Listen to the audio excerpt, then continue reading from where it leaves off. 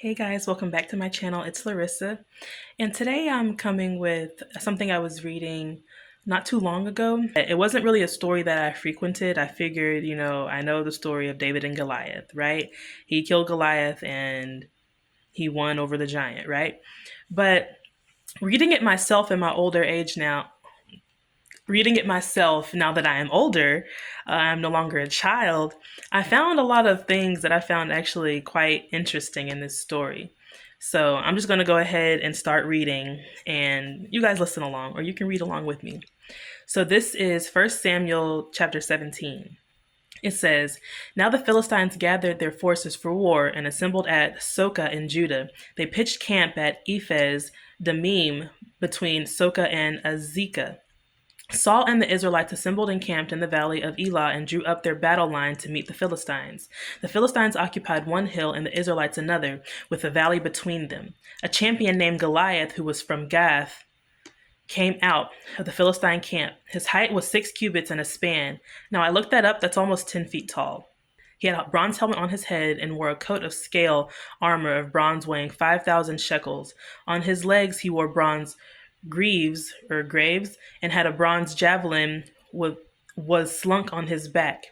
His spear shaft was like a weaver's rod, and its iron point weighed 600 shekels. His shield bearer went ahead of him. Goliath stood and shouted to the ranks of Israel, Why do you come out and line up for battle? Am I not a Philistine? Are you not the servants of Saul? Choose a man and have him come down to me. If he is able to fight and kill me, we will become your subjects. But if I overcome him and kill him, you will become our subjects and serve us.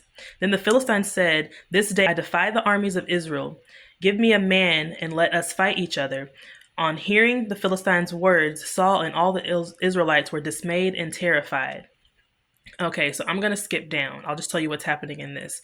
So now David's dad, Jesse, sends him to where they're at lined up in their ranks to bring some goodies. I think he said he had some cheese and some bread, and he's taking it to the camp. And so when David finally gets there, it says, Early in the morning, David left the flock in the care of a shepherd, loaded up and set out as Jesse had directed. He reached the camp as the army was going out to its battle positions, shouting the war cry. Israel and the Philistines were drawing up their lines and facing each other. David left his things with the keeper of supplies, ran to the battle lines, and asked his brother how they were. As he was talking with them, Goliath, the Philistine champion from Gath, stepped out from his lines and shouted his usual defiance, and David heard it. When the Israelites saw the man, they all fled. When they saw him, they all fled from him in great fear. Now, at this point, this is after David has been anointed, but it's between that time, him actually becoming king, and before when he was anointed. So he's already been anointed, but he has not king yet. These are just the in-betweens. And his brother is one of the soldiers that he has come to deliver the stuff to. And like I said, he left the supplies and he came to ask his brother what's going on. So it says, Now the Israelites had been saying, Do you see how this man keeps coming out? He comes out to defy Israel. The king will give great wealth to the man who kills him. He will also give his daughter in marriage and will exempt his family from taxes in Israel. David asked the men standing near him, What will be done for the man who kills the Philistine and removes this disgrace from Israel? Who is this uncircumcised Philistine that he should defy the armies of the living God? Goodness, uncircumcised Philistine.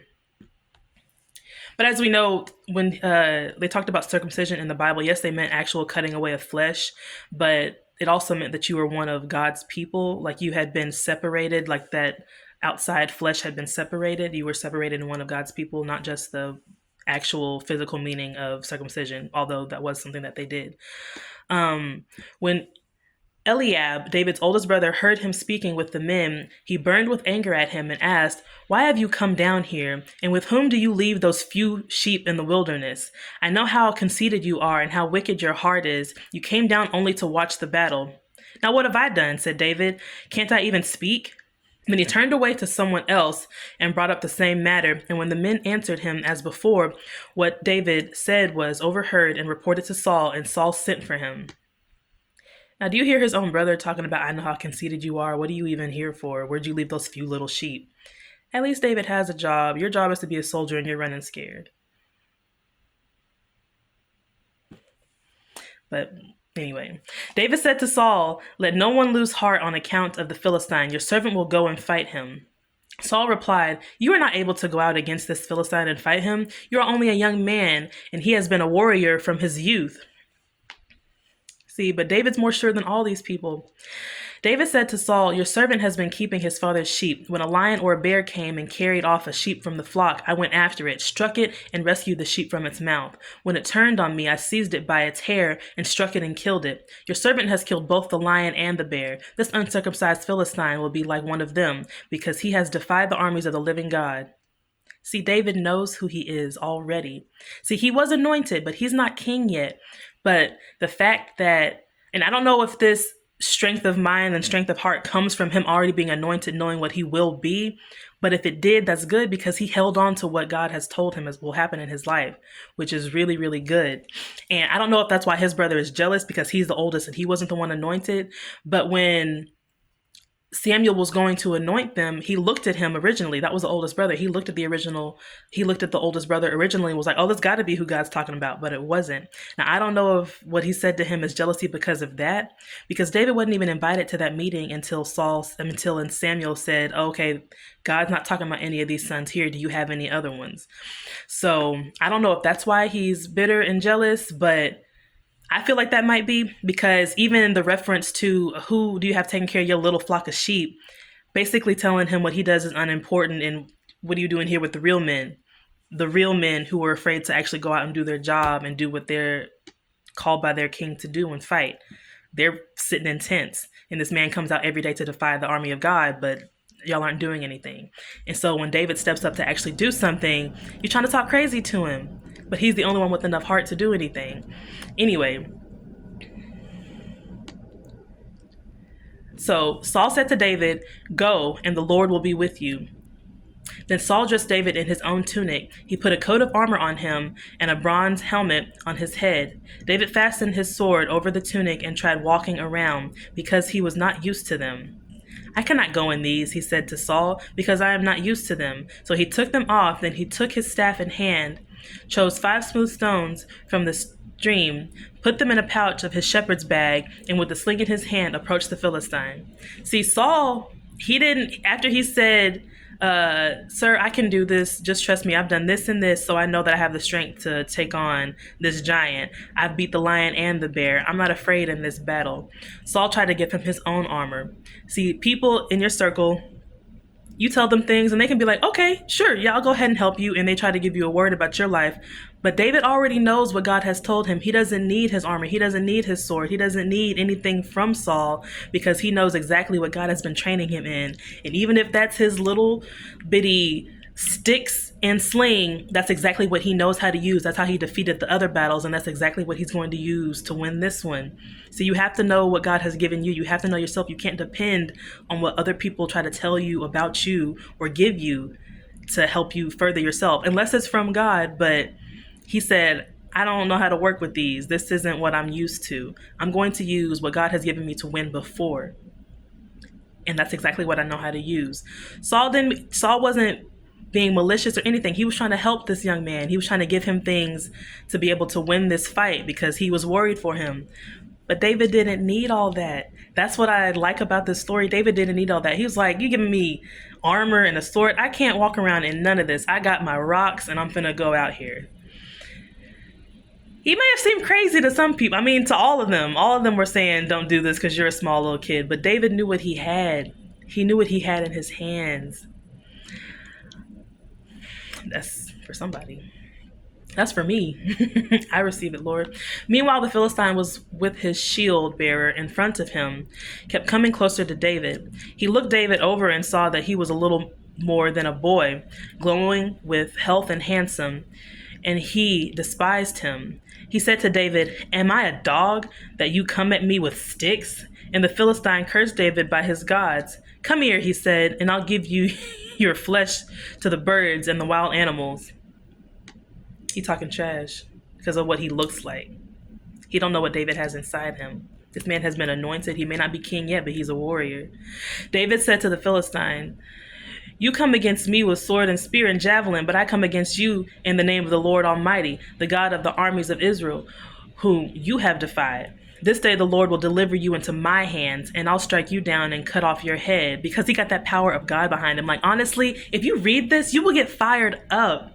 He don't care what this man is saying to him. You may be almost 10 feet tall, and I may be just a little bit more than a boy, but I've won with these before. God has done something with this before, and I know exactly what it'll do. I know exactly how precisely it hits. You can't tell me nothing. You can't. You got a sword, a javelin, and a spear, and your shield. That don't matter, because I've won with this before. I know exactly what God has called me to do. He said, and the Lord's going to deliver you into my hands. Okay. All those gathered here will know that it is not by sword and spear that the Lord saves, for the battle is the Lord's, and he will give all of you into my hands. As the Philistine moved closer to attack him, David ran quickly toward the battle line to meet him. He wasn't waiting for him to come to him. He ran straight toward him because he knew what was about to happen. He didn't have to sit back and think, and he didn't have to worry about, okay, when he comes near me, what I'm going to do. He literally came to the battle line and ran straight for him because he already knew, I already got this fight. I don't have to sit back and wait for you to come to me. I already know the win is mine. I'm going straight to you, and we're getting this done. It's handled. Now, I'm not from the hood by any means, but David was a gangster. Anyway, let's see. Reaching into his bag and taking out a stone, he slung it and struck the Philistine on the forehead. The stone sank into his forehead, and he fell face down on the ground. Now, being hit with the rock is one thing, but David swung that thing with so much force that it literally, like, melted the bone. It literally shattered the bone and sunk into his forehead. You can have an indent, you can have... What happened to your skull? Like, it made an indent. It went into. It said sunk. It said sunk into his forehead. It sank into his forehead, and he fell face down to the ground. With no more trash talk, there was no more running towards me. It was one swift hit, and it sunk into his forehead. Did you imagine how much force is behind that? That's got to be the power of God, because how is a young man swinging and hitting anything that hard? How? So David triumphed over the Philistine with a sling and a stone. Without a sword in his hand, he struck down the Philistine and killed him. David ran and stood over him. He took hold of the Philistine's sword and drew it from the sheath. After he killed him, he cut off his head with the sword. When the Philistines saw that their hero was dead, they turned and ran. Then the men of Israel and Judah surged forward with a shout and pursued the Philistines to the entrance of Gath. Oh, now they want to come help. And so to the gates of Ekron, their dead were strewn along the Sherim road to Gath and Ekron. Then the Israelites returned from chasing the Philistines. They plundered their camp. David took the Philistine's head and brought it to Jerusalem. He put the Philistine's weapon in his own tent. As Saul watched David go out to meet the Philistine, he said to Abner, commander of the army, "Abner, whose son is that young man?" Abner replied, "As surely as you live, your majesty, I don't know." The king said, "Find out whose son this young man is." As soon as David returned from killing the Philistine, Abner took him and brought him before Saul, with David still holding the Philistine's head. "Whose son are you, young man?" Saul answered him. David said, "I am the son of your servant Jesse of Bethlehem." Now, if you go on and read the rest of 1 Samuel, you'll see all the things, the issues that Saul has with David later on. But can you just, for a second, think about, they were mocking him because he was young and he may have been even kind of small. He's only ever dealt with sheep in their minds. And that's how his brother has seen him, apparently. He says, "Where'd you leave those little bitty sheep?" But then when he's summoned to Saul, and Saul asks him, basically, "Why do you think you can do this?" He says, "Because I've killed the lion and the bear." Now, maybe his brother didn't see him that way, but David knew exactly what he was capable of. You don't need for anybody else to see you the way God sees you. You need to believe the word that God gave you. That's it. That's it. Even the people whose intentions are well and trying to help you. He didn't go out there in Saul's armor, with Saul's shield, with Saul's sword. He went out there with what he had triumphed with before, what God gave him, what he was trained in, what God trained him in. And do you see the force that God put behind that? The stone sunk.